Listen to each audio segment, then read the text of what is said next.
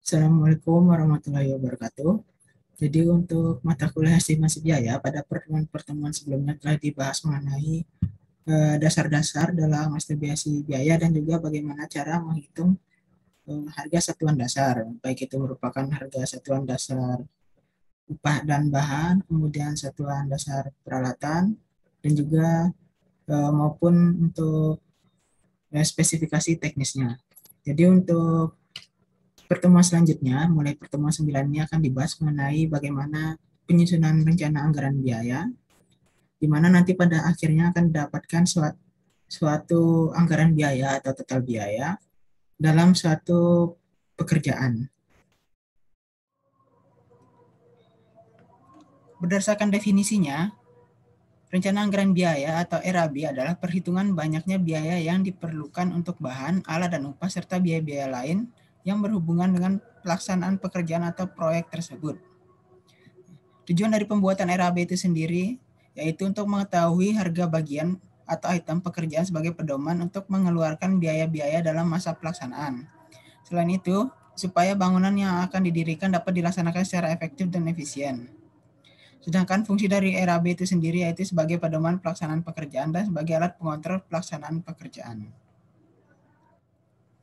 Jenis anggaran biaya dibedakan menjadi dua. Yang pertama yaitu anggaran biaya sementara atau taksiran kasar atau cost limit. Nah, untuk anggaran biaya sementara atau taksiran kasar ini biasanya disusun oleh konsultan perencana dan juga biasanya digunakan dalam proses tender. Sehingga cost limit ini merupakan acuan yang disediakan oleh konsultan perencana maupun owner agar para pelaksana dapat menawar sesuai dengan taksiran kasarnya ini. Dan yang kedua itu anggaran biaya sangat teliti. Nah, untuk anggaran biaya sangat teliti ini biasanya disusun oleh pelaksana dan juga biasanya dilakukan sebelum tender agar pelaksana tersebut dapat memenangkan tender dan juga dapat mengerjakan proyek atau pekerjaan tersebut. Ada beberapa faktor penentu dalam analisis rencana anggaran biaya. Yang pertama yaitu harga bahan setempat, harga upah pekerja atau tugas setempat, keamanan di tempat pekerjaan, dan transport material ke tempat kerja. Sehingga dari faktor-faktor penentu ini dapat disimpulkan bahwa tiap-tiap daerah untuk rencana anggaran biayanya berbeda-beda walaupun jenis pekerjaannya sama. Ada beberapa hal pokok yang perlu diperhatikan dalam menghitung RAB atau rencana anggaran biaya. Yang pertama yaitu bahan atau material, di mana yang dihitung yaitu banyaknya bahan yang dipakai dan juga harga dari masing-masing material. Yang kedua yaitu dari pekerjanya sendiri.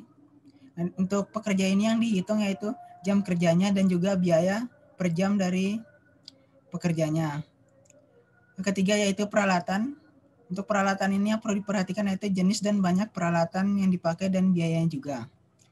Biasanya beda-beda jenis peralatan maka biayanya pun akan berbeda. Sehingga perlu diperhatikan juga banyaknya peralatan yang dipakai sesuai dengan jenis pekerjaannya. Yang keempat yaitu biaya tak terduga atau biaya overhead, di mana biaya overhead ini sering cukup terjadi di proyek-proyek misalnya jika terjadi kecelakaan atau hal-hal yang tidak diinginkan. Yang kelima yaitu profit, yaitu persentase keuntungan dari waktu, tempat, dan jenis pekerjaannya. Profit ini sangat penting dan juga sangat perlu diperhatikan dalam penyusunan rencana anggaran biaya. Karena pada rencana anggaran biaya ini yang dicari yaitu merupakan keuntungan dari pekerjaan yang telah dilakukan sehingga tidak menyebabkan kerugian. Bagian inti RAB terdiri dari beberapa bagian. Yang pertama yaitu gambar kerja, spesifikasi jenis pekerjaan, rencana kerja dan syarat atau biasa disingkat RKS, volume pekerjaan yang didapatkan dari gambar kerja, harga satuan pekerjaan yang terdiri dari harga bahan dan upah tenaga kerja.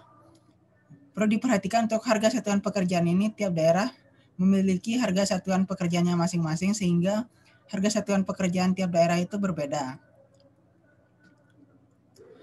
Yang keenam yaitu rencana anggaran biaya. Yang ketujuh bobot presentasi pekerjaan. Yang kedelapan rekapitulasi harga. Yang kesembilan time schedule atau penjadwalan. Yang 10 yaitu analisis biaya konstruksi. Untuk analisis biaya konstruksi ini rumusnya diambil dari SNI terkait dengan penyusunan rencana anggaran biaya. Dan yang 11 atau yang terakhir yaitu laporan.